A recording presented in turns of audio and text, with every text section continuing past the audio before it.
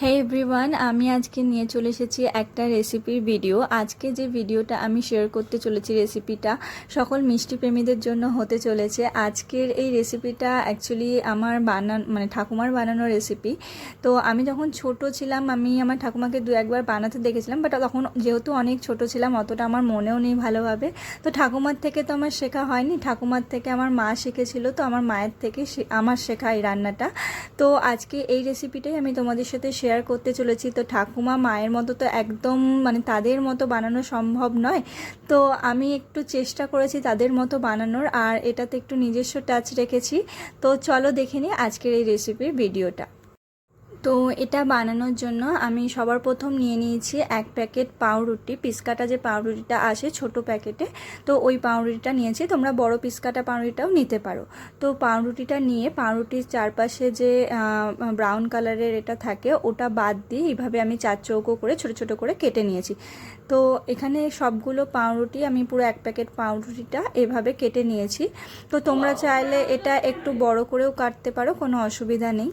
তো সবকটা পাউরুটি কেটে নেওয়ার পর হতে চলেছে সেকেন্ড স্টেপ যেটা হতে চলেছে, তার আগে বলে রাখি, তোমরা যদি চাও এই পাউরুটির পিসগুলো ডাইরেক্ট এভাবেই তেলে ভাজতে পারো, কোনো অসুবিধা নেই। বাট ডাইরেক্ট যদি তেলে ভাজো সেটাতে তেল কিন্তু এক তো অতিরিক্ত পরিমাণে লাগবে, আর খুব মিষ্টিটা তেল তেলেও হয়ে যাবে। তো এটা যাতে তেল তেলে খুব না হয় তার জন্য কি করেছি, পাউরুটিগুলো একটা বাটিতে এমনি জল নিয়েছি, জল নিয়ে হালকা এরকম ডুবিয়ে জলটা হালকা প্রেস করে এরকমভাবে নিকড়ে নিয়ে একটু রেখে দেবো। খুব বেশি রাখার দরকার নেই, এটা জাস্ট সবগুলো ভেজোতে ভেজোতে যা টাইম লাগবে ততটুকুই, আলাদা করে রাখার প্রয়োজন পড়বে না।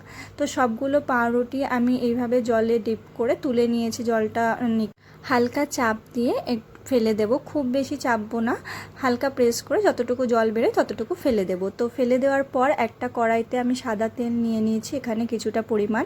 সাদা তেলটা এখানে আমি গরম করার জন্য বসিয়েছি। যখন সাদা তেলটা ভালো পরিমাণ গরম হয়ে যাবে, লুচি ফুচি ভাজতে আমাদের যেরকম পরিমাণ গরম করতে লাগে, তো সেই পরিমাণ আমরা গরম করে নেব। তো তেলটা গরম হয়ে এলে যে পাউরুটিগুলো আগে জলে ডিপ করে রেখেছিলাম, সেই পাউরুটি টুকরোগুলো আমরা একটা একটা করে 5-6টা করে পিস দিয়ে ভেজে নেব।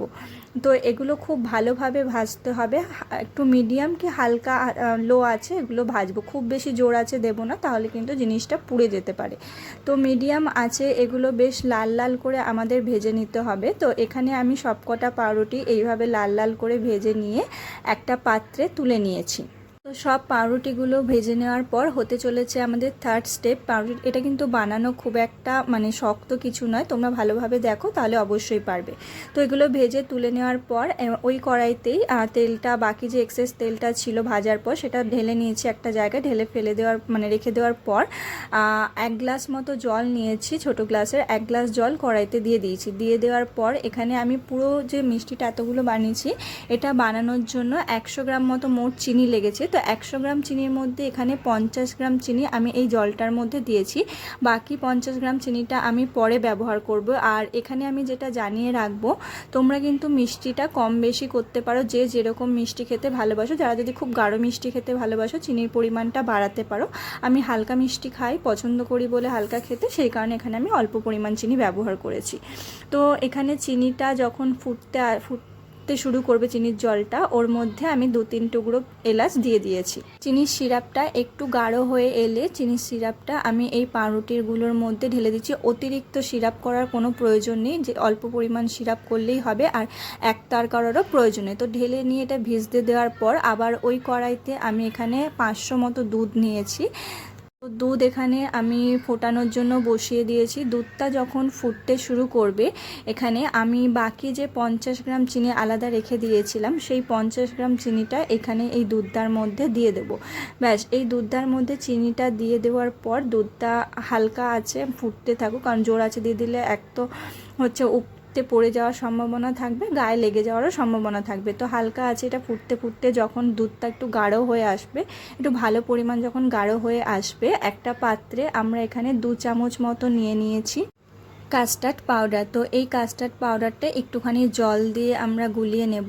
আর এখানে আমি ভ্যানিলা ফ্লেভারের কাস্টার্ড পাউডারটা ইউজ করছি, সেই কারণে এলাচটা ইউজ করেছি। তোমরা যদি অন্য কোনো ফ্লেভার ইউজ করো তাহলে সেক্ষেত্রে এলাচটা ব্যবহার করবে না, ভালো লাগবে না। বাট আমি বলবো যদি মানে এটা তোমরা হচ্ছে ভ্যানিলা ফ্লেভারের কাস্টার্ডটাই ইউজ করো, বেশি ভালো লাগবে।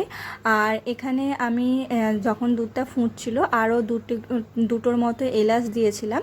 তারপরে এই কাস্টার্ড পাউডারটা গুলিয়ে নেওয়ার পর এইখানে দুধটার মধ্যে দিয়ে দিয়েছিলাম, দিয়ে খুন্তিটা হালকা হালকা বোলাতে থাকবো। এইখানে কিন্তু একদমই মানে খুন্তি বোলানোটা বন্ধ করব না, তাহলে কিন্তু নিচে লেগে যাওয়ার সম্ভাবনা থাকবে, কারণ কাস্টার্ড পাউডারটা দেওয়ার ফলে এটা গাঢ় হতে থাকবে।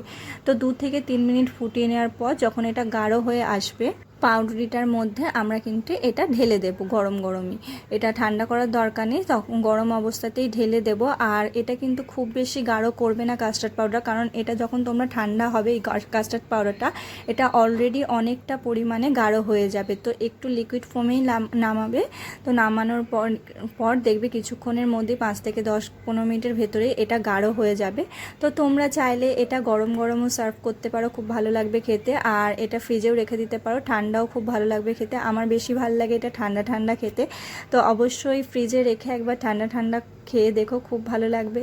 তো রেসিপিটা যদি ভালো লেগে থাকে অবশ্যই একটা লাইক কমেন্ট করে দিও।